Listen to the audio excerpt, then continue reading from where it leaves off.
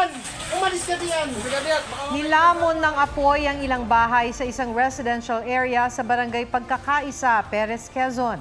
Mabilis na kumalat ang apoy sa mga bahay na gawa sa kahoy. 9 na bahay ang natupo. Himalang nakaligtas ang 10 taong gulang na bata na pinagsasaksak ng 22 beses habang pauwi mula sa eskwela. Ang posibleng motibo raw sa krimen, inggit.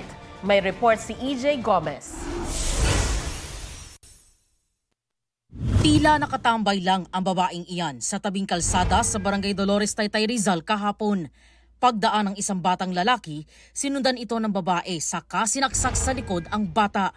Napahiga ang bata pero tuloy pa rin sa pananaksak ang 18 anyos na babae. Masasabi natin parang wala siya sa sarili, no?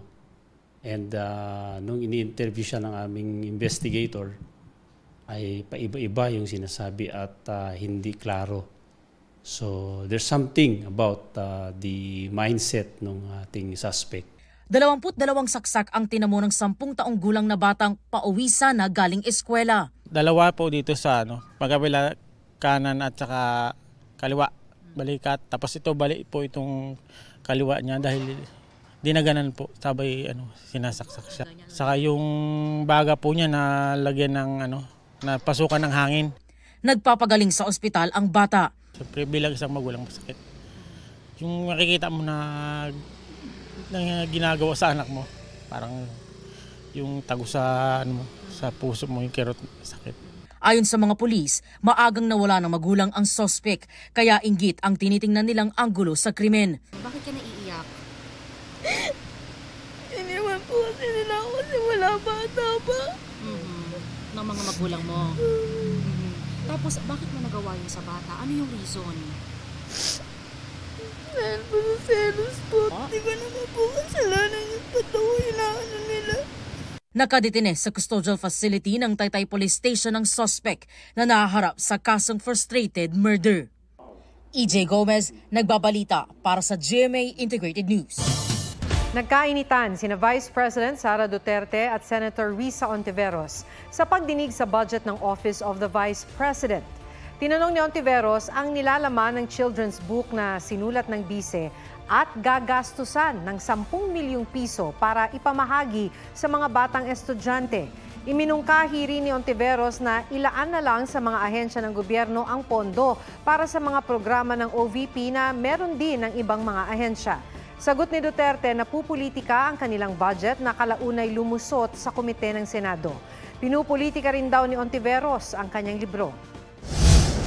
Ang problema niya kasi, nakalagay yung pangalan ko doon sa libro. At yung libro na yan, ibibigay namin doon sa mga bata. At yung mga bata na yan, may mga magulang na boboto. At yung pangalan ko ay nagkalat doon sa kung saan man ibibigay yung libro. Madam Chair, hindi ko maintindihan yung ugali ng ating resource person. It is a simple question. Paulit-ulit na this is politicizing. Ang VP ang nagbanggit ng salitang boboto. Wala akong sinabing boboto. I don't appreciate this kind of attitude. Hindi ko rin maintindihan ang ugali ni Senator Risa Ontiveros. And I do not appreciate, ano yung sinabi niya? I do not appreciate this kind of behavior and attitude. Pinakakansela na ang passport ni dismissed Mayor Alice Go matapos isiwalat na mahigit 1 buwan na siyang wala sa Pilipinas. Nagtaka naman ang Bureau of Immigration dahil may ticket daw pabalik ng Pilipinas si Go pero sa record nila ay nasa Pilipinas ito. Narito ang aking report. Ang mga litratong ito na inilabas ng Presidential Anti-Organized Crime Commission kuha raw noong July 21 nang dumaan sa immigration area sa Singapore si dating Banban Mayor Alice Leal Go. Kasama niya ang mga kapatid na sina Sheila at Wesley, pati si Cassandra Ong na iniuugnay sa Pogo sa Porac, Pampanga. Walang record ang Bureau of Immigration ng pag-alis ni Go sa Pilipinas, pero may mga nakuha silang record ng pagdating niya sa Malaysia, Singapore at Indonesia. Posible raw dumaan sa backdoor si Go para makalabas ng bansa. Kagaya po ng mga private airstrip and yung mga tawid dagat.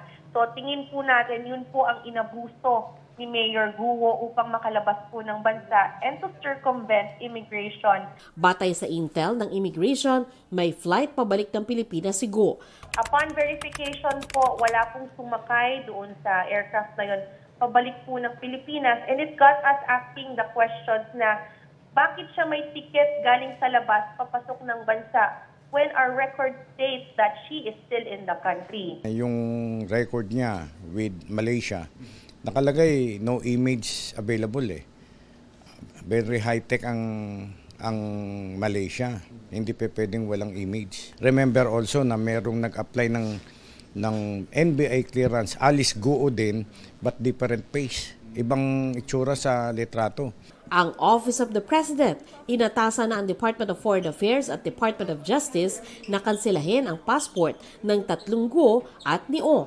Hindi na siya pwedeng lumayo. Kung saan bansa siya inabot nitong cancellation, doon na lang siguro siya. And that will be easier for us to monitor and locate her. Si Justice Secretary Jesus Crispin Remulla nagbabala sa immigration personnel na may papel sa pag-alis ni Guo na lumantad na.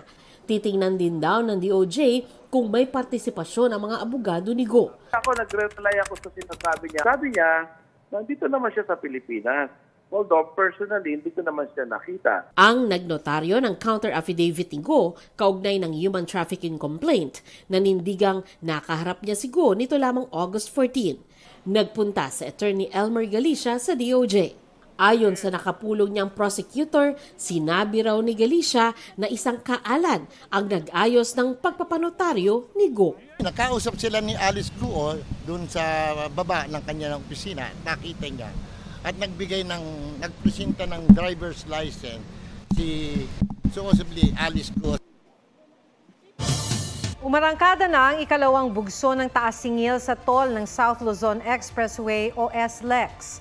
Sa mga manggagaling sa Alabang, papuntang Calamba, Laguna, may dagdag na 10 hanggang 30 piso sa toll depende sa sasakyan. 2 hanggang 8 piso naman ang dagdag sa mga manggagaling sa Calamba papuntang Santo Tomas, Batangas.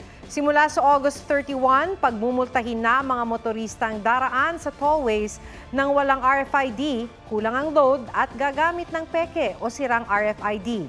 Depende sa paglabag ang multa na posibleng umabot hanggang 5,000 piso. Naging mainit po ang tagpo sa pagdinig ng Senado sa umano'y paggamit ng excessive force ng pulisya nang isilbi ang warrant of arrest kay Pastor Apollo Kibuloy.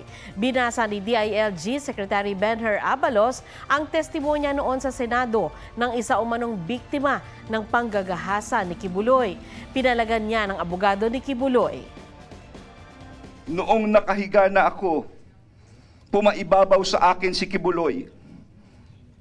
Gusto kong sumigaw ng tulong. Kung hindi totoo ito, okay, may karapatan siya sabihin niya hindi totoo.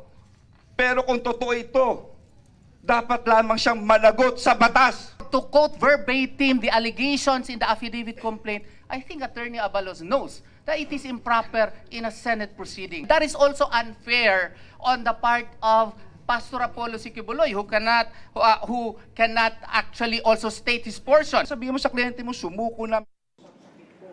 Humarap din sa Senado ang taga-suporta ni Kibuloy na namatayan umano ng kaanak dahil sa takot at trauma sa ginawang raid sa compound ng KOJC.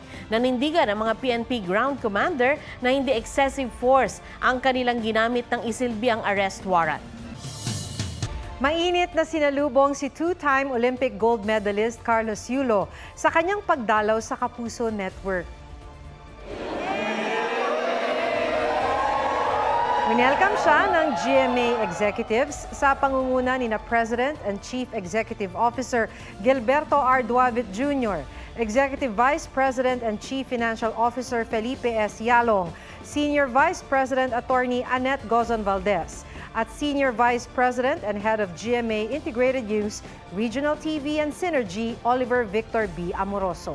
Sa GMA Integrated News interviews, ikinuwento ni Yulo na malaki rin ang naitulong sa kanya ng kaibigang Filipino-British gymnast na si Jake Jarman na nakalaban sa Paris. Yung sa second vote ko po kasi nahihirapan talaga ako sa kanya, hindi siya consistent talaga. So nagpaturo po ako kay Jake nung nag-training camp po ako.